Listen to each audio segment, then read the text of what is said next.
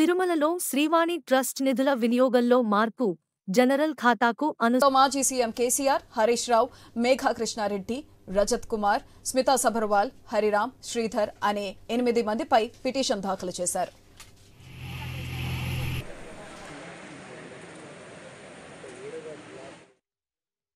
Number 5, 6 తరఫున జవాబు counter కూడా వేసాను. మిగతా వాళ్ళు కౌంటర్ వేయలేదు. ఇవాటి స్టేజ్ ఏంటంటే మన కల్వకుంట్ల చంద్రశేఖరరావు గారికి ఉన్న స్మితా సబర్వాల్ గారికి ఇంకా ఎల్ఎన్టీ వాళ్ళకి సమన్స్ ముట్టలేదు. వాళ్ళకు సమన్స్ కొత్త ఆర్డర్ పాస్ చేసింది. వాళ్ళకి సమన్స్ వాళ్ళకి భర్త కట్టుకొని పోయినసారి ఏమైందంటే వకీల్ గారు చనిపోయింది కాబట్టి ఎవరు కట్టడానికి వీల్లేదు. వీళ్ళకి కొత్త వాటి రాపోలు ఆనంద భాస్కర్ హైకోర్టు నుంచి వచ్చి వకాలతనం వేశారండి. ఇవాళ వాటి నుంచి వెళ్ళి 27/12/2024 వాయిదా పడిందండి.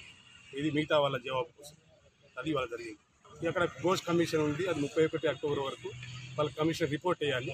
అది ఇప్పటి వరకు ఉన్న ఆర్డర్స్ మరి అది మళ్ళీ ఎక్స్టెండ్ అవుతుందా లేదా కూడా మాకు తెలియదు.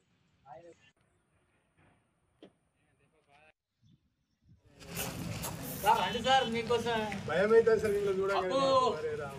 ఇక్కడ సుప్రీంకోర్టు మాజీ నేను నెంబర్ 5, 6 తరఫున జవాబు కౌంటర్ కూడా వేసాను. మిగతా వాళ్ళు కౌంటర్ వేయలేదు.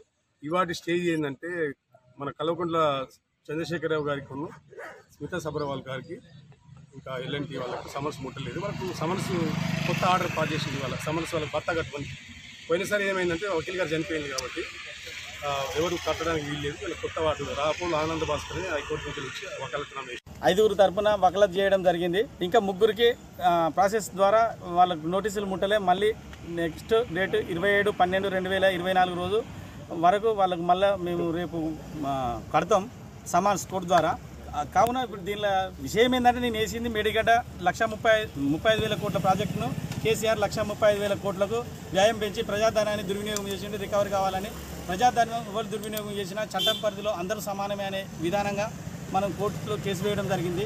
ఈ కేసును ఇప్పుడు న్యాయం ధర్మం అందరికి చట్టం సమానమే అనే విధంగా మేము దీని ద్వారా పోరాటం చేస్తాం. ఈ ప్రజాధనం దుర్వినియోగం రికవరీ అయ్యేంత వరకు మీ ప్రజల ఇదే అంశానికి సంబంధించి మరింత సమాచారం మా ప్రతినిధి ప్రశాంత్ ఫోన్ లైన్ ద్వారా అందిస్తారు. ప్రశాంత్. సుధాద్రి, కాళేశ్వరం ప్రాజెక్టు పైన అవకతవకలు జరిగాయి, నాణ్యత లోపంతో ప్రాజెక్టు నిర్మించారంటూ సామాజిక కార్యకర్త రాజలింగం మూర్తి జయశంకర్ భూపాలపల్లి జిల్లా సెషన్ కోర్టును ఆశ్రయించాడు. గతంలో ఏదైతే ఈ కోర్టు మొదటిసారి సామాజిక కార్యకర్త రాజలింగం వేసిన పిటిషన్ ను స్వీకరించకపోవడంతో అప్పీల్కు పైకోర్టుకు వెళ్లాడు. ఆ తరుణంలో విచారణకు స్వీకరించింది. Like, share, subscribe.